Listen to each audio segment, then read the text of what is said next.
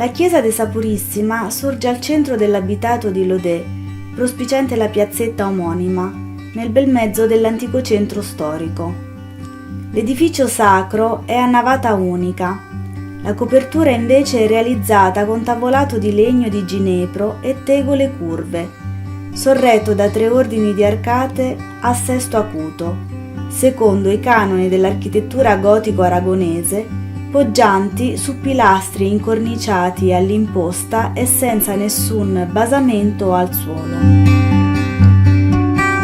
Il presbiterio, sopraelevato rispetto al resto della chiesa mediante dei gradini in marmo, è aperto da una delle arcate anch'essa sostenuta da pilastri sagomati.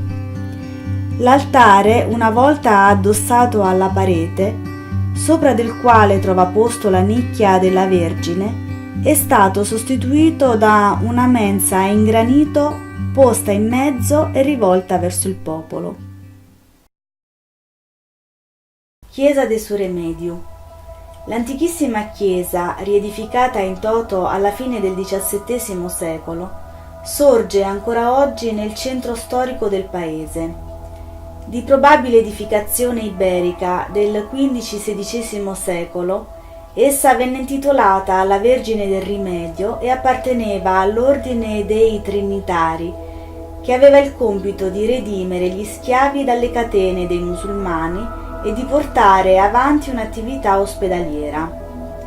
Viste le continue incursioni saracene alle quali erano esposte le popolazioni dell'Alta Baronia, pare chiaro l'intento di consacrare questa chiesa all'emblema della lotta anti-musulmana, tant'è che al suo interno sono conservate 2 antiche statue, intitolate una alla Vergine della Defensa dagli attacchi dei musulmani e l'altra alla Vergine del Riscatto dalle catene dei musulmani.